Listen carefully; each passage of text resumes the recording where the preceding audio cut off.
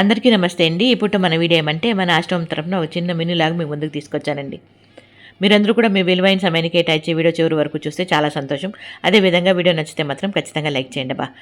ఇక్కడైతే మన ఆశ్రమం ముందు వేసిన ముగ్గు, అంటే ముగ్గు ఒకటే కాదండి, చాలా చోట్ల వేయాల్సి వస్తుంది. ముగ్గులు అయితే మాత్రం చాలా ఉంటాయి.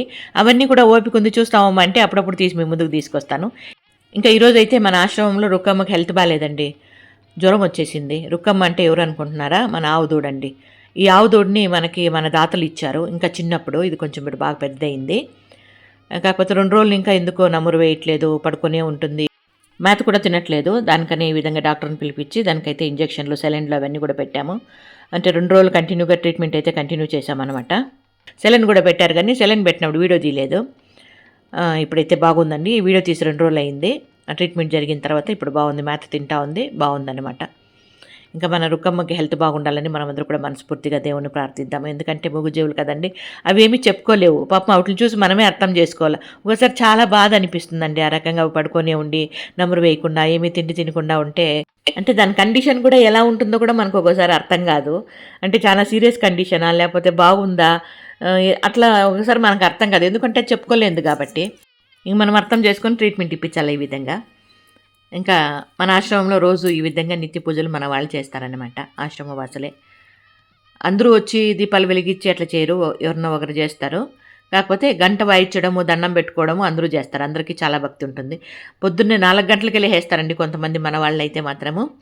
పెద్దవాళ్ళు 4 గంటలకు లేసి గంట వాయిస్తారు. ఇదిగోండి గంట వాయించి దండం పెట్టుకుంటారనమాట. ఇంకా పొద్దున్నే సాయంత్రం మన వాళ్ళ భజన చేస్తారండి, వినసంపుగా ఉంటుంది. నాకైతే చాలా ఇష్టము. అది వీడియోలు కూడా 2-3 సార్లు మీ ముందుకు తీసుకొచ్చాను. కాకపోతే వ్యూస్ తక్కువ వస్తుంది, కొంతమందికి ఇంట్రెస్ట్ ఉండదు దానికనే. ఇంకా ఎప్పుడన్నా ఇట్లా యాడ్ చేస్తానులేండి, అంటే లాగు పెట్టినప్పుడు యాడ్ చేసి మీ ముందుకు తీసుకొస్తాను ఇంట్రెస్ట్ ఉండే వాళ్ళ కోసము. ఇంక ఇక్కడ మట్టి కలుపుతున్నాం కదా, ఎర్రమట్టి, ఆవుల పేడ అంటే ఆవుల ఎరువు, మేకల ఎరువు ఇవన్నీ కలిపి ఈ రకంగా మిక్స్ చేస్తున్నాం. ఏమంటే ఇక్కడ ఉపాధి కట్టాం చూడండి గోడకి, దాంట్లోకి వేయడానికి. అక్కడ వేసేసి చెట్లు నాటుదామన్నట్లుగా. ఇంకా మన నారాయణప్ప ఆశ్రమవాసి చేతిలో ఏమనుకుంటున్నారా, ఆకుకూరలండి. ఆకుకూరలు చాలా ఉంటాయి మన ఆశ్రమంలో. అది దంటాకు. ఆకులన్నీ తీసి తాలింపుకు చేసుకోవచ్చు, వంచిన చారు చేసుకోవచ్చు, పులుగురు చేసుకోవచ్చు. అదేవిధంగా దంట్లు తీసి పులుసు చేసుకోవచ్చు, చాలా బాగుంటుంది అనమాట. అంతేనమ్మా అనుకుంటే లేదు, ఇప్పుడే కోస్తున్నారు. అక్కడక్కడ ఉంటుంది అవి తోటలో, అంటే మన గార్డెన్లో కూడా ఉంటుంది, కోసుకొస్తున్నారు అన్నీ. ఆ రకంగా ఇక్కడైతే మాత్రం ఈ మట్టి మిక్స్ చేస్తున్నారు కదా. చెట్లు అయితే చాలా బాగా వస్తాయండి. చెట్లు బాగా వస్తాయని మీకు ఆల్రెడీ తెలుసులేండి, ఎందుకంటే లాన్ చూస్తున్నారు కాబట్టి మీకు అన్ని విషయాలు తెలుసు, మన చెట్లు ఏ విధంగా ఉంటాయి అన్నట్లుగా.